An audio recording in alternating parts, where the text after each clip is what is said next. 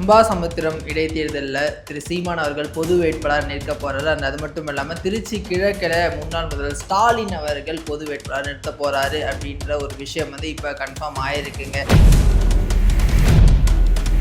திரு சீமான் அவர்கள் பொது வேட்பாளராக நின்னாரு அப்படின்னா அதை நாம் தமிழர் கட்சியினுடைய தொண்டர்கள் ஏற்றுப்பாங்களா அப்படின்ற ஒரு மிகப்பெரிய கொஸ்டின் மார்க் இருக்கு. ஏன்னா அவங்கள பொறுத்த வரைக்கும் தமிழ் இனத்தை அழிச்சதுல திமுகவுக்கு ஒரு மிகப்பெரிய பங்கு இருக்கு அப்படின்றது அவங்க சொல்லிட்டே இருக்காங்க. கண் முன்னே தன் இனத்தை கொண்டவனை தலைவனாக கொண்டாட ஸ்வீட் பாக்ஸ் வாங்கிட்டு ஒவ்வொரு தொகுதிக்கும் டம்மி வேட்பாளர் போட்டுருவாரு. அதாவது குறிப்பா டிஎம்கேல இருந்தோ ஏடிஎம்கேல இருந்தோ வெயிட்டான கேண்டிடேட் நிற்கும் போது அங்க ஒரு டம்மி வேட்பாளர் போட்டுருவாரு.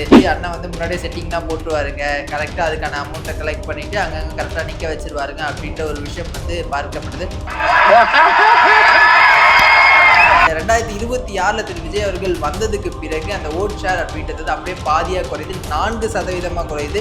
போட்டியிட்ட ஒரு இடத்துல கூட அவங்க ஜெயிக்கவே இல்லை. திரு சீமான் அவர்களே தோற்று போறாரு. திமுக தனித்து நின்னாங்க, திரு சீமான் அவர்களை பொது வேட்பாளராக ஏற்காம திமுக தனிச்சு நின்னாங்க அப்படின்னா அவங்களுடைய ஓட் ஷேர் அப்படின்றது அதிகபட்சம் ஒரு 15% 20% போறதுக்கான வாய்ப்புகள் இருக்கு. 31% வாங்கின ஒரு கட்சி 15% வாங்குது அப்படின்னும் போது அது மக்கள் மத்தியில் ஒரு மிகப்பெரிய நெகட்டிவா பார்க்கப்படும். திமுகவுக்கான செல்வாக்கு குறைகிறதா அப்படின்ற ஒரு கேள்வியும் அங்கே எழுப்பப்படும்.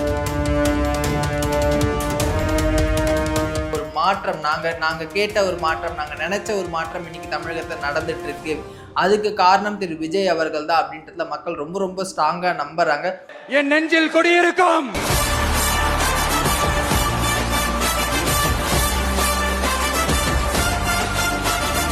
அம்பாசமுத்திரம் இடைத்தேர்தலில் திரு சீமான் அவர்கள் பொது வேட்பாளர் நிற்க போறாரு. அது மட்டும் இல்லாமல் திருச்சி கிழக்கில் முன்னாள் முதல்வர் ஸ்டாலின் அவர்கள் பொது வேட்பாளர் நிறுத்த போறாரு அப்படின்ற ஒரு விஷயம் இப்போ கன்ஃபார்ம் ஆயிருக்குங்க. ஏன் இவங்க பொது வேட்பாளர்களாக நிறுத்தப்படுறாங்க அப்படின்றதுக்கு பின்னாடி ஒரு மிகப்பெரிய அரசியல் இருக்கு. அதை பார்க்கறதுக்கு முன்னாடி திரு சீமான் அவர்கள் பொது வேட்பாளராக நின்னாரு அப்படின்னா அதை நாம் தமிழர் கட்சியினுடைய தொண்டர்கள் ஏற்றுப்பாங்களா அப்படின்ற ஒரு மிகப்பெரிய கொஸ்டின் மார்க் இருக்கு. ஏன்னா இன்னைக்கு திரு சீமான் பின்னாடி ஒரு 4% மக்கள் இருக்காங்க அப்படின்னா அது திரு சீமான் அவர்களுக்கான கூட்டம் அப்படின்றது மட்டும் நம்ம சொல்ல முடியாது. காரணம் என்ன அப்படின்னா அவர் பேசக்கூடிய கொள்கை, தமிழ் தேசியம் அப்படின்ற கொள்கைக்காக அவர் பின்னாடி நிற்கக்கூடிய ஒரு கூட்டம் தான் இது. அவங்க திராவிட கொள்கையை வச்சிருக்கவங்கள கடுமையாக எதிர்த்துட்டு வந்தாங்க. இதுக்கு முன்னாடி நம்ம அப்படிதான் பார்த்தோம். திமுகவை எதிர்ப்பார், அதிமுக எதிர்ப்பார், தாவேக்காவை எதிர்ப்பார். இதுதான் அவருடைய ஒரு மிகப்பெரிய ஸ்ட்ரென்த்தாக இருந்துச்சு. யார் கூடயும் கூட்டணி இல்லாமல் தனித்து 234 தொகுதிகளிலும் அவர் நின்றுட்டு வந்தார். ஸோ இப்போ பொது வேட்பாளர் அப்படின்னும் போது அந்த கட்சியினுடைய தொண்டர்கள் அதை ஏற்றுப்பாங்களா அப்படின்றது தெரியல. ஏன்னா அவங்கள பொறுத்த வரைக்கும் தமிழ் இனத்தை அழிச்சதுல திமுகவுக்கு ஒரு மிகப்பெரிய பங்கு இருக்கு அப்படின்றது அவங்க சொல்லிட்டே இருக்காங்க. திரு சீமான் அவர்களும் அதை பல மேடைகளில் சொல்லிட்டு இருக்கக்கூடிய சூழல்ல இதை அவங்க எப்படி ஏற்றுக்க போறாங்க அப்படின்ற ஒரு மிகப்பெரிய ஒரு எதிர்பார்ப்பு இருக்கு. இது ஒரு புறம். இன்னொரு புறம் கடந்த தேர்தல்கள் நீங்க பாத்தீங்க அப்படின்னா திரு சீமான் அவர்கள் மீது வைக்கக்கூடிய ஒரு குற்றச்சாட்டு, ஸ்வீட் பாக்ஸ் வாங்கிட்டு ஒவ்வொரு தொகுதிக்கும் டம்மி வேட்பாளர் போட்டுருவாரு. அதாவது குறிப்பா டிஎம்கேல இருந்தோ ஏடிஎம்கேல இருந்தோ வெயிட்டான கேண்டிடேட் நிற்கும் போது அங்க ஒரு டம்மி வேட்பாளர் போட்டுருவாரு, செட்டிங் பண்ணுவாங்க அப்படின்றதான் அவர் மீது வைக்கக்கூடிய ஒரு குற்றச்சாட்டா இருந்துச்சு. இதை நான் சொல்லங்க, நாம் தமிழர் வெளிவந்த பல முன்னாள் நிர்வாகிகள் சொன்ன ஒரு விஷயம் தான் இது. அண்ணன் முன்னாடியே செட்டிங்லாம் போட்டுருவாருங்க, கரெக்டாக அதுக்கான அமௌண்ட்டை கலெக்ட் பண்ணிட்டு அங்கங்கே கரெக்டாக நிற்க வச்சிருவாருங்க அப்படின்ற ஒரு விஷயம் பார்க்கப்படுது.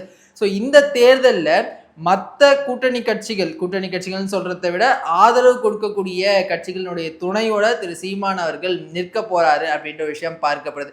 சரி, இதனால திரு சீமான் அவர்களுக்கோ நாம் தமிழர் கட்சிக்கோ ஏதாச்சும் லாபம் இருக்கா அப்படின்னா கண்டிப்பா இருக்கு. ஏன் அப்படின்னா கடந்த தேர்தல், அதாவது 2026 தேர்தலுக்கு முன்னாடி நாடாளுமன்ற தேர்தலில் கிட்டத்தட்ட 8% ஓட்டுகள் நாம் தமிழர் கட்சியினர் தனித்து வாங்கியிருந்தாங்க. அது மிகப்பெரிய சாதனையாக பார்க்கப்பட்டது. அப்போது திரு விஜய் அவர்கள் களத்தில் இல்லை.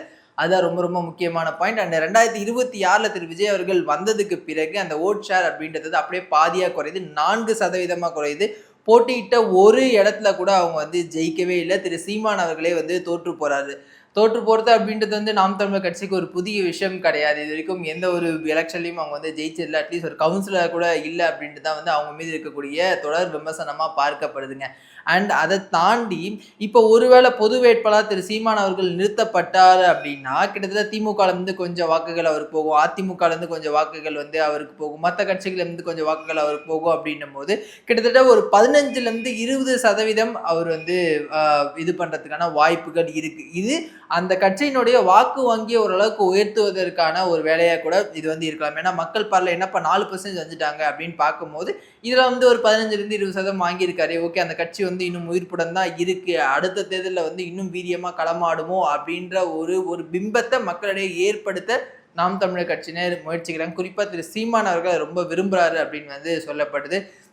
இது வந்து நாம் தமிழர் கட்சிக்கு வந்து ஒரு சாதகமான விஷயம் தான். அதில் ஜெயிப்பாரா அப்படின்னா அதை வந்து 100% நம்ம வந்து சொல்லவே முடியாது. ஏன்னா கடந்த தேர்தல்கள் நம்ம வந்து பார்த்துருப்போம்.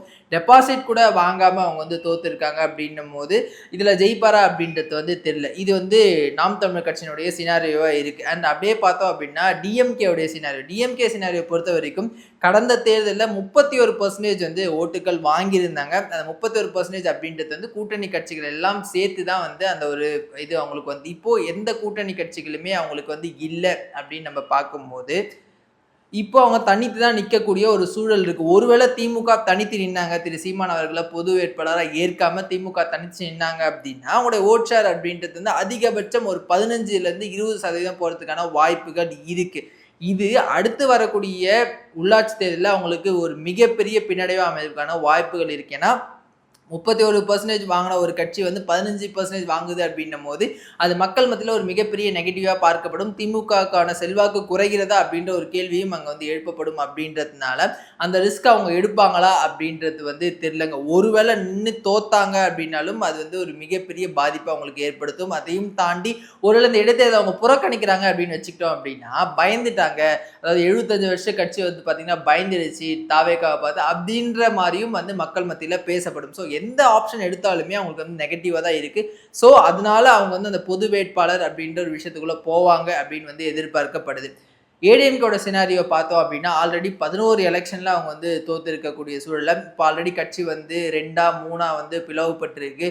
பல நிர்வாகிகள் வந்து தாவேக்கா நோக்கி நகரத்தை நம்மளால் வந்து பார்க்க முடியும். பல முன்னாள் அமைச்சர்கள், பல முன்னாள் எம்எல்ஏக்கள் வந்து தாவேக்கா நோக்கி போகிறாங்க அப்படின்னும் போது இந்த ஒரு சூழ்நிலையில் எலெக்ஷன் இன்னும் ஒருவேளை தோத்தோம் அப்படின்னா அது இன்னும் வந்து பின்னடைவாக மாறும். இன்னும் வந்து தொண்டர்களுக்கு ஒரு மிகப்பெரிய ஏமாற்றத்தை கொடுக்கும். அதன் மூலயமா இங்கே கொடுக்க மிச்ச தொண்டர்களும் வந்து தாவேக்கா நோக்கி நகர்வதற்கான வாய்ப்புகள் நிறையவே இருக்குது. அப்படின்றதுனால கண்டிப்பாக அதிமுக அந்த ரிஸ்கை எடுப்பாங்களா அப்படின்றது வந்து ஒரு மிகப்பெரிய கொஷின் மார்க் தான்.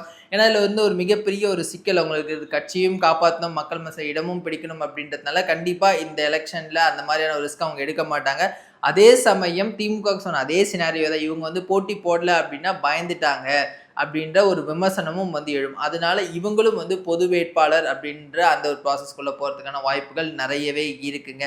அண்ட் இன்னொரு புறம் வந்து நியூ கமராக வரக்கூடிய அண்ணாமலை இதில் போட்டி போடுவார், அவங்க கட்சியை சார்ந்த நபர்கள் வந்து போட்டி போடுவாங்க அப்படின்ற மாதிரியான எதிர்பார்ப்புகள் இருக்குது. ஏன்னா ஒரு புதுசாக வந்து கட்சி ஆரம்பிக்கிறேன் அப்படின்னு வந்து சொல்லியிருக்காரு. ஒரு இயக்கம் வந்து இப்போ வச்சிருக்காரு. அவருடைய கொள்கை என்ன எதுவுமே இன்னும் வந்து சொல்லலை.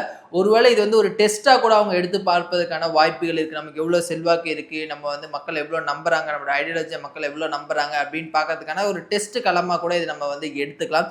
ஸோ இதுதான் 4 கட்சிகளோட சினாரியோ இருக்குது. டிவிகேவை பொறுத்த வரைக்கும் ரொம்ப ரொம்ப சிம்பிளுங்க. இந்த 6 இடைத்தேர்தலும் அவங்க ஜெயிச்சே ஆகணும். அப்படி ஜெயிக்கிற 1 தோத்தா கூட அவங்களுடைய அந்த ஒரு பொசிஷன் அப்படின்றது கொஞ்சம் கீழே இறங்கிடும். திரு விஜய் அவர்கள் இப்போ பண்ணக்கூடிய விஷயங்கள்ல தான் மக்கள் மத்தியில் ஒரு மிகப்பெரிய வரவேற்பு அவருக்கு வந்து கொடுத்துட்டு இருக்கு. அவர் பண்ணக்கூடிய ஒவ்வொரு விஷயங்களும் வந்து மக்கள் அவ்வளோ பாராட்டிட்டு இருக்காங்க, அவ்வளோ கொண்டாடிட்டு இருக்காங்க. ஒரு மாற்றம் நாங்கள் கேட்ட ஒரு மாற்றம், நாங்கள் நினைச்ச ஒரு மாற்றம் இன்னைக்கு தமிழகத்தில் நடந்துட்டு இருக்கு.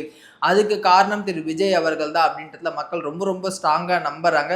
ஒரு சில எதிர்கட்சியை சார்ந்த நபர்கள் வந்து விமர்சனம் தான் வச்சுட்டு தான் இருக்காங்க. அது வந்து வழக்கமாக வைக்கக்கூடிய ஒரு விஷயம் தான். ஆனால் பொதுமக்களுடைய பார்வையில் பார்க்கும்போது ரொம்ப ரொம்ப வந்து சூப்பரான ஒரு இடத்துல இன்னைக்கு தாவேக்கா ஆட்சி அமைஞ்சிட்டு இருக்கிறது நம்மளால வந்து பார்க்க முடியுது. ஒருவேளை இந்த எல்லாம் தோத்தாங்க அப்படின்னா, ஒரு இடத்துல தோத்தா கூட அது வந்து ஒரு பின்னடைவாக பார்க்கப்படும். கண்டிப்பாக தாவேக்காவுக்கு இது ஒரு மிகப்பெரிய ஒரு வின் பேட்டில் தான் நான் வந்து பார்க்குறேன். கண்டிப்பாக ஜெயிச்சே ஆகணும் அப்படின்ற ஒரு சூழல். தனித்து நிற்கும் போதே அவங்க வந்து 108 தொகுதியில் ஜெயிச்சிருந்தாங்க. இன்னைக்கு ஒட்டுமொத்த திமுகவினுடைய கூட்டணியுமே இந்த பக்கம் வந்து இருக்காங்க. குறிப்பாக வந்து காங்கிரஸ், விசிக, மதிமுக, ஐயுஎம்எல், கம்யூனிஸ்ட் ஒரு அசுர பலத்தோட இன்னைக்கு வந்து தாவேக்கா இருக்குங்க. அதை வந்து அவங்களுக்கு வந்து ரொம்ப ரொம்ப முக்கியமான ஒரு தேர்தலாக இருக்கு. இந்த ஒரு விஷயங்கள்லாம் வச்சு பார்க்கும்போது வரக்கூடிய அந்த இடைத்தேர்தல் அப்படின்றது ரொம்ப ரொம்ப சுவாரஸ்யமாக இருக்கும். எல்லா கட்சிகளுக்குமே வந்து ஒரு வின் பேட்டிலாக தான் இந்த ஒரு இடைத்தேர்தல் இருக்குது. அதே மாதிரி திருச்சி கிழக்கில் திரு ஸ்டாலின் அவர்கள் போட்டி போட போகிறாரு அப்படின்ற மாதிரியான தகவல்கள் இருக்குது. அது எந்த அளவுக்கு உண்மை அப்படின்றது வந்து அது கன்ஃபார்ம் ஆனதுக்கு பிறகு அதை பற்றின அனலைசிஸை நம்ம பண்ணுவோம். தேங்க்யூ.